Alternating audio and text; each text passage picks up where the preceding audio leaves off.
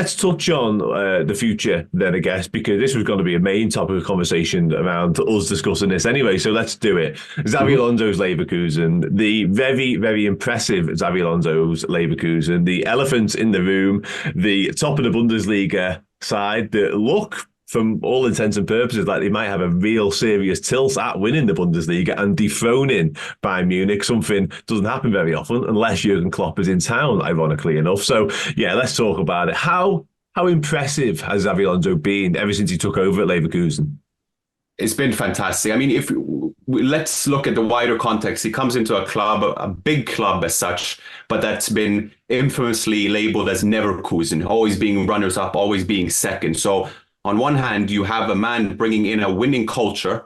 Maybe we talk too soon, but even still, there is something different about this Leverkusen side that has always been perennial runners-up, always nearly as such. But he comes into a Leverkusen that really had underperformed. They were second to bottom when he came in. So as such, it fit the bill right because it could only really go up from there.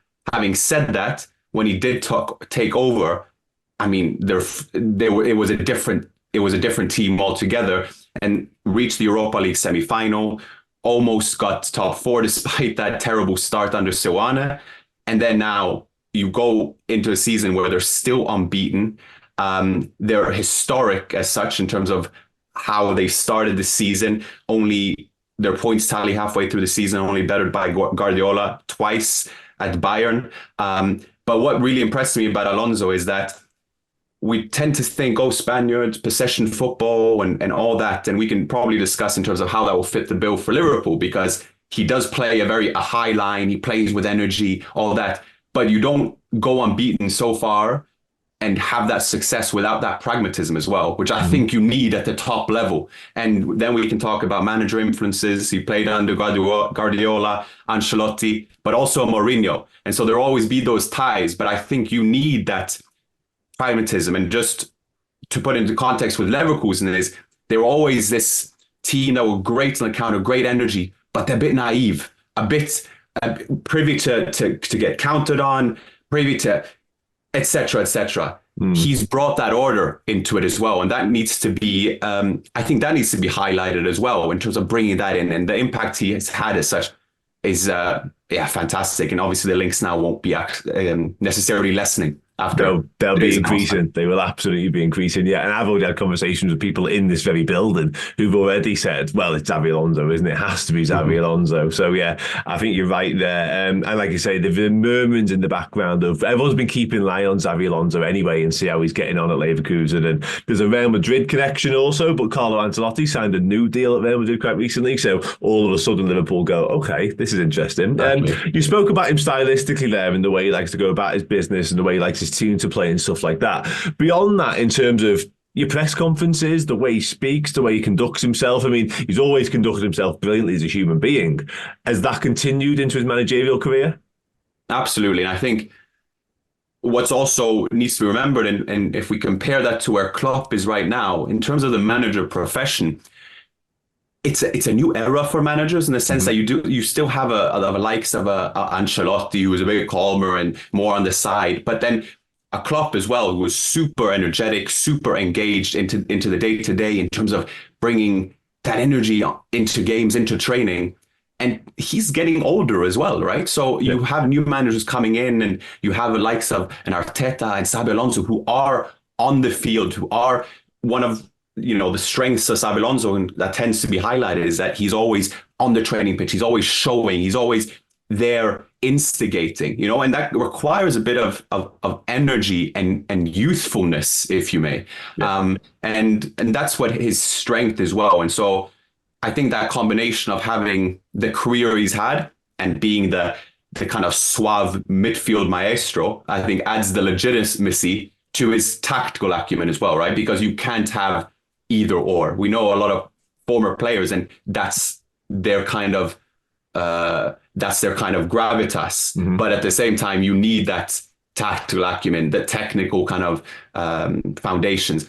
And Xabi Alonso seems to have both. And that talk has always been of Xabi Alonso being the next thing. And that's, I think, it's been It's been something we've been waiting for, and who knows? Maybe stars align at this point. Yeah, I mean, it certainly seems like they might be, if I'm going to be really honest with you. But just on that, actually, it's an interesting point, because I was going to ask, like, Liverpool fans, not right now, but over the next few weeks, months, whatever, could start to get a little bit excited about the prospect of Xabi Alonso. Listen, we all would absolutely love Jurgen Klopp to stick around forever, essentially, but that clearly isn't going to be the case. So will Bayer Leverkusen sort of have a say in this, I guess? I mean, they will, of course, but is it a feeling that maybe if Liverpool do come knocking, Xabi Alonso will jump at the chance and Bayer Leverkusen would almost let him go? How easy or difficult may that be? Well, apparently there is a clause that means that he can go to any of his former clubs, which is Real Madrid, Bayern, and Liverpool, which is not a bad clause to have. You did mention earlier, Ancelotti does extend his contract to 2026. The allure of Real Madrid will always be there. And Liverpool is one of the biggest clubs in the world, but Real Madrid is that too as well. So then it's, there are different prospects here. Does he stay with Leverkusen for another season? They're in the Champions League. But you still have the temptation of a Real Madrid, albeit maybe you wait a year, so you maybe stay a year at Leverkusen. You have Liverpool now, and then you have Bayern. And Bayern as well, I think we tend to underestimate the real impact that Bayern have within German football and the attraction that has. And Xabi Alonso will definitely have felt that when he played there in terms of what Bayern means in German football. And there are big questions around Thomas Tuchel now in terms of what he can bring. I don't think he's had the impact that they were hoping for after he arrived after Nagelsmann's sacking. So there will certainly be talks, as much as there is about Liverpool and Alonso, about Bayern and Alonso as well. Yeah, no, I can imagine. Yeah, and as you mentioned, it's a weird sort of double-edged sword in a way, because I think we all, Liverpool fans, want Bayer Leverkusen to pip Bayern Munich to the Bundesliga, but that might mean Tuchel walks away or gets sacked, and then all of a sudden Bayern could go for Alonso. So yeah, it's a difficult one, that. But just to sort of finish on Alonso, then you mentioned sort of stylistically a moment ago, tactically, his system, the way he goes about his business is very impressive as well. Again, we don't want to realise this, but this is now the situation. Can you see a fit? Do you think Xabi Alonso might be the man to fill the very, very big seat managerially of Jurgen Klopp? The fact that he's been there before and knows what being a Liverpool player has a massive impact for himself in terms of how he manages that role, but also in terms of the connection you as Liverpool fans would have to him. I think, we talked about Klopp in terms of, he's always said it's my year 8, but for this group, it's the year 1.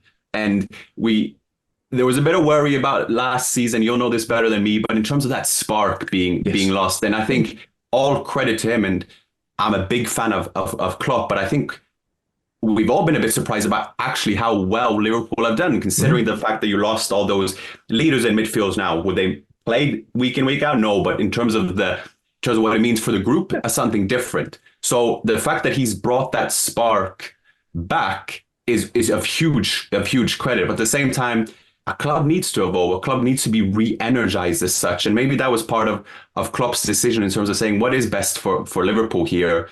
I can't give 100% of myself to the role. And then someone like Xabi Alonso, who's young, ambitious, is a Liverpool player, is proven on the big scene. I think that would be a pretty good fit. But at the same time, it's Premier League football. The media, the role of a manager, it requires a different type of responsibility in England than it does to Germany as well, just simply because of the attention. So that will be a test. But Xabi Alonso has proven himself as such. And I think, I think Liverpool would be, it would be a fantastic match if they were to get him.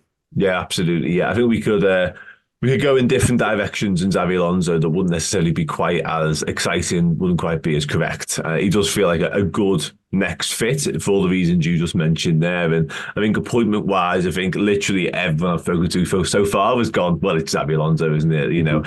We're trying to come to terms and the realisation of Klopp not being here anymore, but Xabi Alonso and the fact he has that connection to the club already, we as fans already adore him. The job he's doing at Bayer Leverkusen, he would soften the blow ever so slightly, albeit still quite a big blow.